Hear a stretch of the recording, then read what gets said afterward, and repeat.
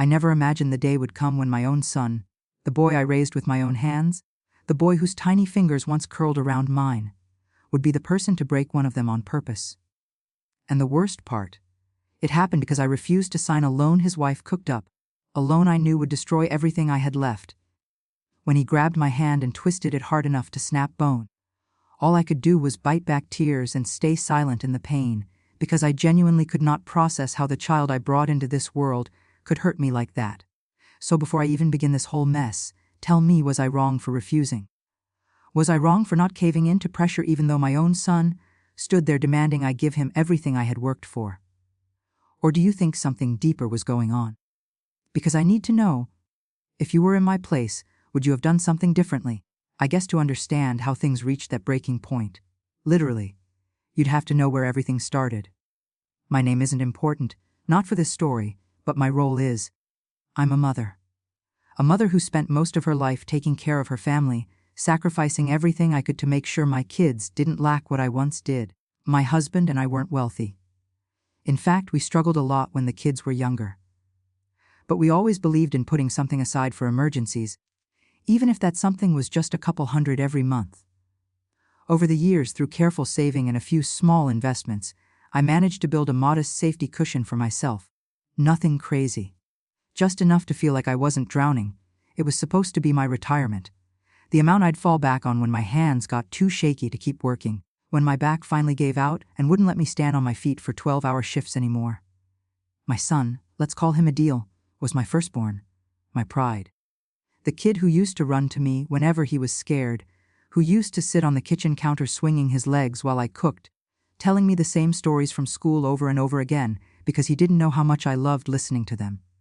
He was smart, caring, tender-hearted. Or at least, that's who he used to be before life and marriage changed him. I don't blame his wife entirely, but I'd be lying if I said her influence wasn't a huge part of what happened. Her name is Sophia. A beautiful girl, truly stunning, with a confidence that could silence any room she entered. But behind that face was a personality sharp enough to cut steel. She loved to spend, clothes, hair treatments, shoes, vacations, you name it. She wanted the lifestyle of someone who earned 3 times what she and my son brought in. And at first, I thought it was normal. Newlyweds sometimes overspend. Young people want to enjoy life. But soon I realized her spending wasn't a phase.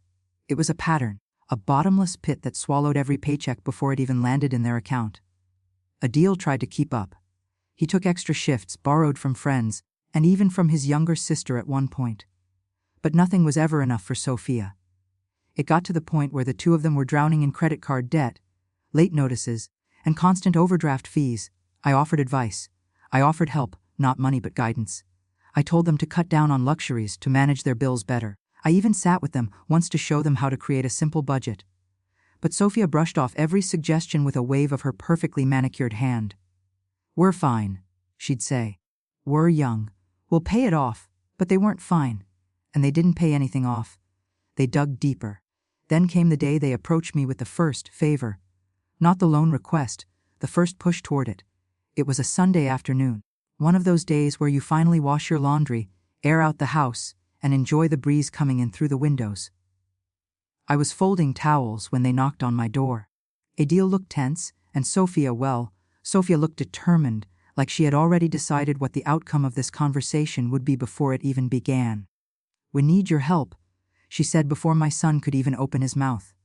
"What kind of help?" I asked, already sensing I wouldn't like the answer. Sophia sat down across from me with that fake soft smile she'd use when she wanted something. "A small loan. Just temporary. We just need someone to co-sign something for us." I felt my stomach drop. "What kind of loan?" I asked. "Just a business loan," she said lightly. "I'm planning to start my own salon. I already have the space picked out. I just need a little financial push. It's a great investment opportunity." I looked at my son. He looked excited, not confident, exhausted. "A co-signer," I repeated. "That means if you two fail to pay, the responsibility falls on me." Sophia rolled her eyes. "We're not going to fail. It's just a formality." I didn't answer right away. There was something she wasn't saying, and I knew that look well enough. She was hiding something. So I asked, "How big is this loan?" She hesitated. Adil answered instead, $8 million. I felt like the air had been punched out of me. $8 million. Are you out of your mind?" Well, pay it off, Sophia said quickly. The salon will make profits in the first few months. I swear, no bank gives out an 8 million loan to someone with your credit history without serious collateral and a perfect financial record, I said firmly. This is not something I can be a part of. We need you to trust us, Sophia insisted. I do trust you, I said. But I don't trust this plan, and I cannot put my life savings at risk. Sophia's smile vanished. Her eyes hardened instantly. You're being dramatic. Idil finally spoke. Hearing him say, please, in that tired, defeated tone nearly broke me. But I knew better than to mix emotion with danger. I shook my head. I'm sorry, Beta. I can't sign anything. Sophia's lips tightened in a thin line. I knew at that moment she had filed me under problem. She didn't argue more, but her silence said everything. They left shortly after, and for a while, it seemed like nothing would come of it. Weeks passed, and though I could feel the tension growing, they didn't bring up the loan again, not until things got a whole lot worse. Adil stopped visiting. He stopped calling too. When I'd message him, he'd reply hours later with a short busy. When I invited them for dinner, he'd give vague excuses. I knew what was happening. Sophia was angry I didn't agree, and she was punishing me the only way she could, by pulling my son away. It hurt. God, it hurt more than I can explain. But I tried not to hold it against him. I knew what manipulation looked like, and I knew he loved me even if he was acting cold. Then, 3 months later, they came back, but not for reconciliation. They came with a different energy entirely. This time they didn't ask for help. They demanded it. It was late afternoon when the doorbell rang. I opened the door and found both of them standing there. Sophia looked irritated, not even trying to hide it, and Adil, he looked almost desperate. Can we talk? He asked. Of course, I said, stepping aside. They came in, and Sophia didn't bother with small talk. We need you to sign the loan, she said flatly. I already told you. Please don't make this more difficult than it needs to be. She cut me off. We've already applied. We just need your signature to finalize it. My heart dropped. You already applied, I repeated. Without my consent. Because we knew you'd say no, she snapped. You're being unreasonable. I felt anger surge inside me. You want me to take on an 8 million liability because you think I'm unreasonable for wanting to protect my own retirement. Sophia stood up. You're old. You don't need the money. We're the ones who need to build a life. It's selfish to hold on to money you're not even using. Selfish. She called me selfish. Before I could respond, Adil leaned forward. Mom, this is our chance. You don't understand how much this means for us, please. Just sign it. It won't even affect you? It absolutely will, I said sharply. If anything goes wrong, I'm the one who will lose everything. Do you understand that? Everything. My home. My security? You're dramatizing again? Sophia muttered. I turned to Adil. Beta, listen to me. This isn't a small mistake. It's a huge, dangerous decision. I cannot be a part of it. A part of it? Sophia repeated mockingly. We're not asking you to work at the salon. We're asking you to sign your name. And that name is tied to my entire life's work.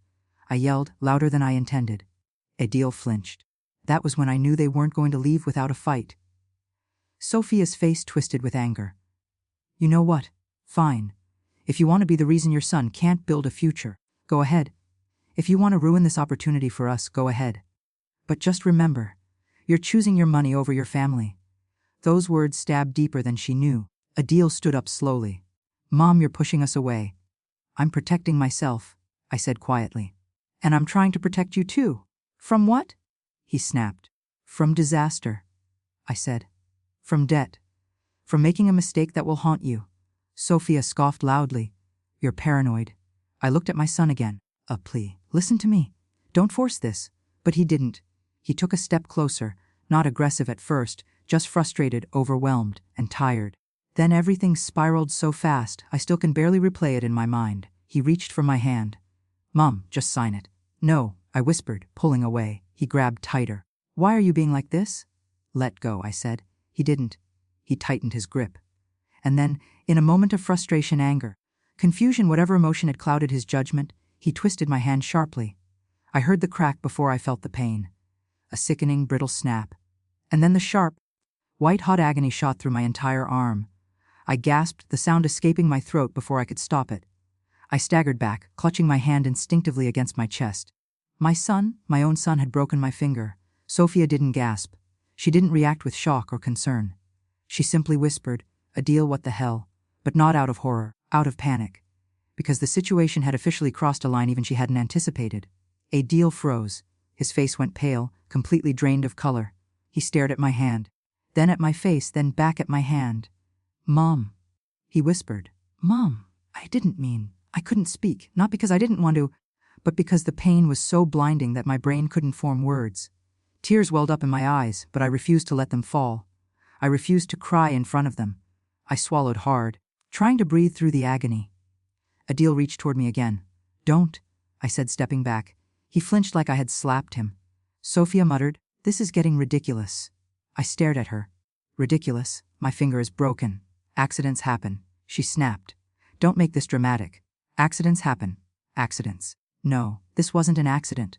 This was pressure breaking a person, literally. "I think you both need to leave," I said quietly. Adil shook his head like a child refusing to accept punishment. No, Mom, we can fix this, please." "There is nothing to fix," I said, my voice trembling now. "Just leave." Sophia grabbed his arm. "Adil, let's go. This is a waste of time." He looked torn, devastated, almost sick. But he followed her. And when the door closed behind them, I finally let the tears fall. I sank onto the couch, cradling my throbbing hand, feeling a kind of heartbreak that no parent should ever feel. Not only because of the injury, but because of what it symbolized. My son had hurt me for money, and I didn't know how to recover from that. I sat there for a long time, trying to process everything, the pain pulsing, the shock settling in my bones. Eventually, I forced myself to get up and drive to the hospital, using my left hand on the steering wheel while my right hung useless by my side. Every bump on the road felt like another wave of fire shooting up my arm. The doctor confirmed what I already knew: one of the bones in my finger was fractured. They wrapped it, gave me painkillers, asked if someone had hurt me. I said no. I lied, because I couldn't bring myself to say it out loud. Saying it felt like admitting it was real. That my son, my baby, had crossed a point he could never come back from. That night, I didn't sleep. I couldn't. My phone buzzed a few times, messages from Adil, apologies, frantic paragraphs, half-typed thoughts. I didn't respond. The next morning, and then more, and then calls. He begged me to talk. Begged me to forgive him. Begged me not to misunderstand. My finger was broken. How does one misunderstand that? Days passed, I ignored every message, every call. Not because I wanted to punish him, but because I needed space to breathe, to think, to stop shaking whenever I remembered the moment his hand tightened around mine. I told myself he didn't mean it, that he was under pressure, that Sophia had pushed him too far, that he had snapped in a moment of weakness. But the truth, when I finally faced it, was far more painful. He had chosen her, and money, over me, and if someone can choose that once, they can choose it again. After a week, I finally answered his call. "Mom," he said, his voice breaking. "Mom, please don't hang up." "I'm not going to hang up," I said quietly. "But we need to talk." He exhaled shakily. "I'm so sorry. I didn't mean to hurt you. I swear I didn't. It just happened so fast. I wasn't thinking. I didn't know what I was doing." "I believe you," I said. "But believing you doesn't erase what happened." "I know," he whispered. "I know. I'm so sorry." There was a long silence before he said, "Mom, I need you to understand, we're drowning. We need that loan to turn things around." Even after everything, he still brought up the loan. My heart cracked in a way that no bone ever could. He didn't visit me during that week.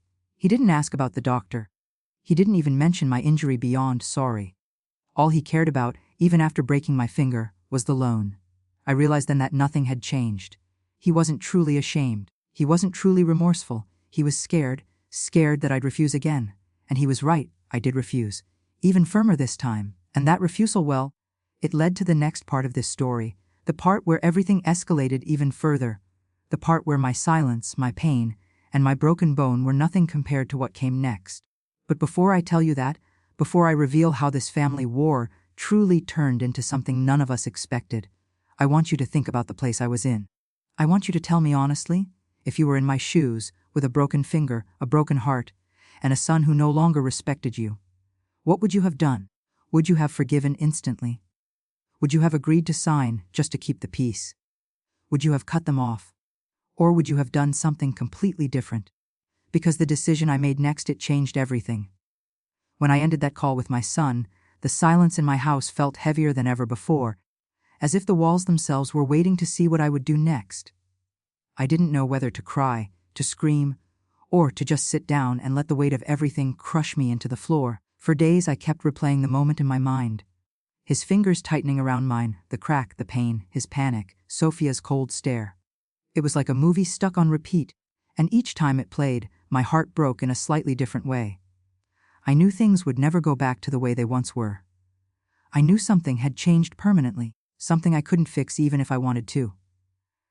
But I also knew one thing for certain: I wasn't going to let them destroy the last bit of stability I had left in my life. But that didn't stop the storm that came after.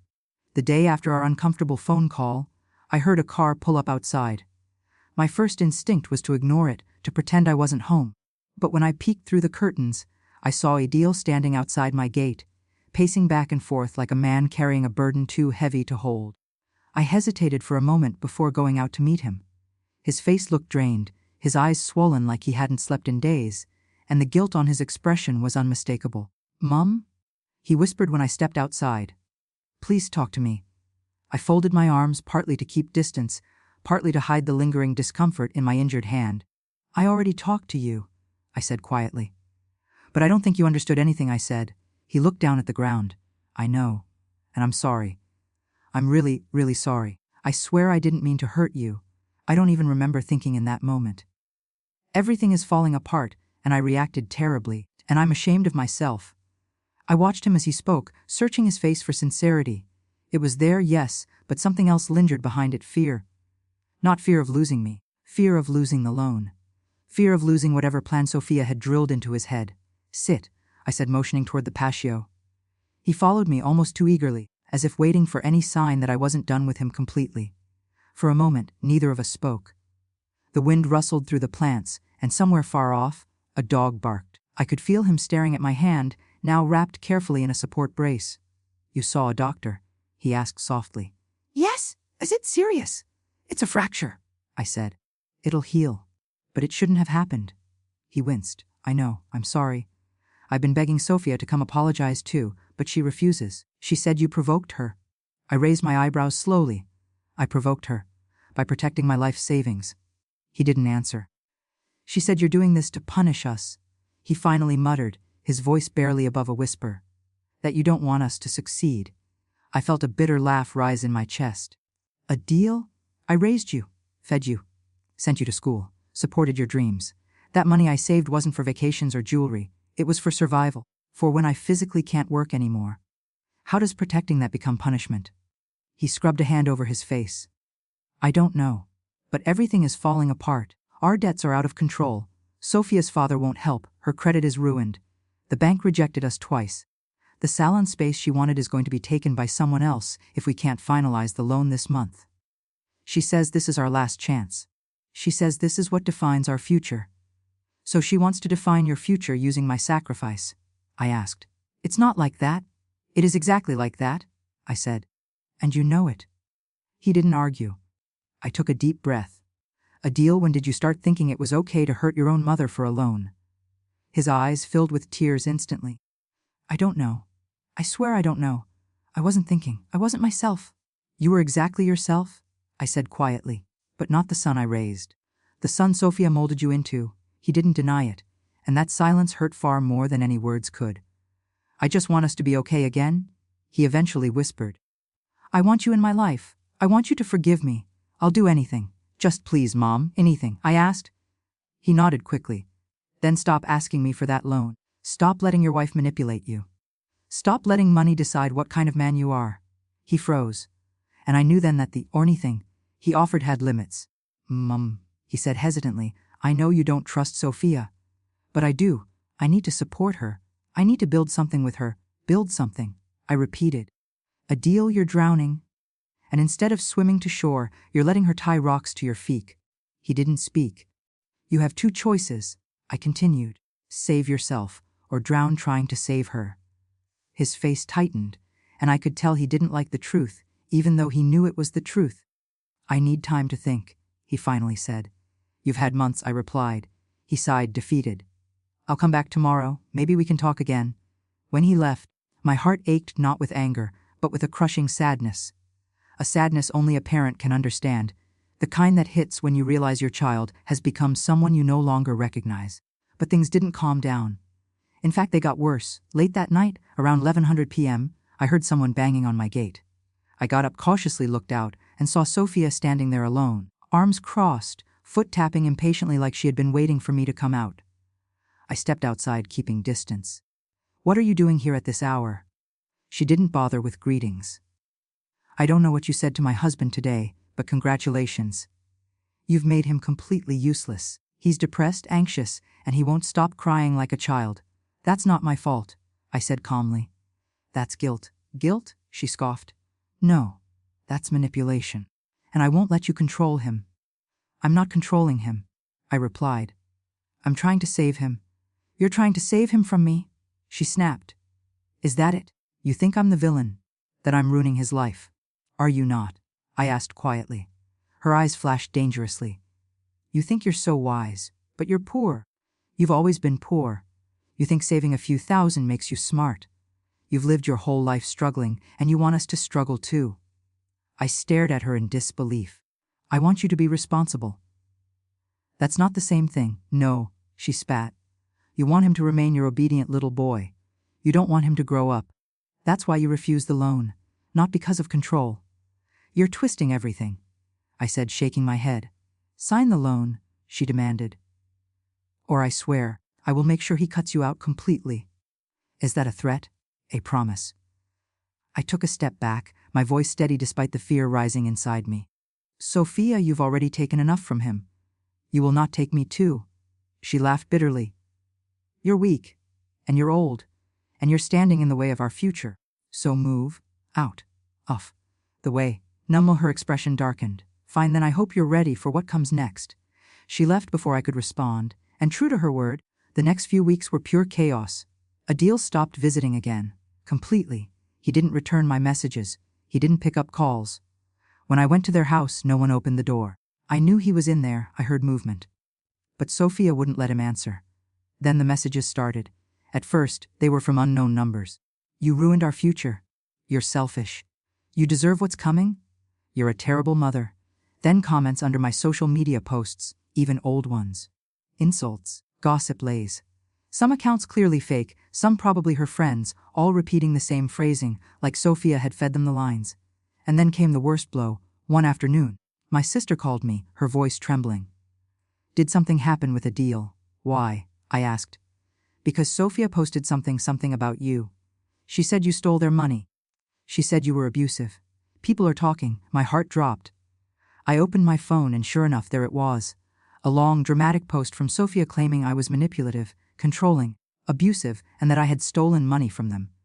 People were commenting, sympathizing, calling me toxic, calling her brave for speaking out. I felt faint. My vision blurred. I sat down slowly on the floor, trying to breathe through the panic that clawed up my throat. How could she twist the story so horribly? I messaged Adil immediately. "Adil? What is this? Why is she lying about me?" No reply. I called him, straight to voicemail. I tried again. And nothing. I can't explain the heartbreak I felt that night. It was like losing a child without them dying. It was the death of a relationship, the death of trust, the death of everything we once had. But the final blow came 2 weeks later. It was early morning. I was making tea when I heard a knock at the door. When I opened it, 2 police officers were standing there. My stomach twisted. "Yes, are you?" "We received a complaint from your son and daughter-in-law." My knees nearly buckled. "A complaint? About what?" "Financial manipulation. Domestic harassment. Physical." My jaw dropped open. "Physical intimidation? Me?" "We're required to ask a few questions." I couldn't believe it. I couldn't believe it. This girl, the one who watched my son break my finger, was now accusing me of intimidation. But I answered their questions honestly. I explained everything calmly, even though my heart was racing. They asked about the broken finger, and I told the truth, that my son caused it. They asked if I wanted to press charges. I said no. Not because he didn't deserve consequences, but because I couldn't imagine dragging my own son into legal trouble. The officers left, satisfied that the accusations were baseless. But the damage was done. Adil had allowed his wife to call the police on me. And that was the moment I snapped, not in anger, but in clarity. I realized I could not save him. I realized I could not reason with someone who had chosen manipulation over family. I realized the son I raised was gone. The next day, I made the hardest decision of my life. I wrote him a long message, not emotional, not angry, just the truth. Adil, I love you. But I will not let you or your wife destroy me. Until you free yourself from this situation, I cannot be part of your life. My door is open for you if you ever choose to come back as the son I raised, not the man she has turned you into. But until then, please do not contact me for money, loans, or signatures ever again. I pressed send. And then I blocked both of them. My hands shook for an hour afterward. My heart felt hollow. My entire body felt heavy. But I also felt free. For the first time in months, I could breathe. Weeks passed, then months. The silence was painful but peaceful. No messages, no drama. I healed slowly. My hand, my mind, my heart. I found new routines, new joy in small things, new strength in solitude. And then, almost 6 months later, Adil appeared at my door again. But this time he was alone. He looked thinner, tired, like he'd aged 10 years. His eyes were sunken, his clothes wrinkled, and his expression broken. I opened the door cautiously. Adil. He didn't speak. He just fell to his knees. Mum. He choked out, tears streaming down his face. Please, please forgive me. I left her. I couldn't do it anymore. She controlled everything. She used me. When I ran out of money, she threw me out. I have nothing left. No home, no money, no pride, nothing! I'm so sorry. Please, please don't shut the door. My heart clenched in a way I can't describe. Seeing my son, my baby, broken on my doorstep felt like both a wound and a healing moment at the same time. I knelt down slowly, cupping his face gently with my healed hand. Adil, I whispered, my voice shaking, I never shut the door. You shut it yourself, but you came back. And that means everything. He sobbed harder, burying his face in my lap like he used to when he was a child afraid of thunder. I stroked his hair softly. I'm here, I whispered. I'm here. He stayed with me that night. We talked for hours. Everything he had gone through, everything she had done, all the lies, all the pressure, all the manipulation. He apologized again, and each time, I felt another layer of anger melt away. He asked me, voice trembling, do you hate me? No, I said. I never hated you. I hated the choices you made. But in that quiet, painful, beautiful moment, something finally healed. My son came back, not perfect, not whole, but real, honest. Broken, yes, but ready to rebuild. And that was enough. Enough for forgiveness. Enough for a second chance. Enough for a new beginning. So to everyone listening, tell me, would you have forgiven him? Would you have opened the door again? Would you have waited for your child to find his way back? Or would you have closed that chapter forever? Because despite everything, despite the pain, the betrayal, the humiliation, I'm still a mother. And sometimes, a mother's love holds on even when everything else falls apart. If you were on my side like this video, if you think I made the right choices, hit subscribe for more stories like this. And share your final thoughts in the comments. I want to know what you would have done in my place. Thank you for listening, and I'll see you all in the next story.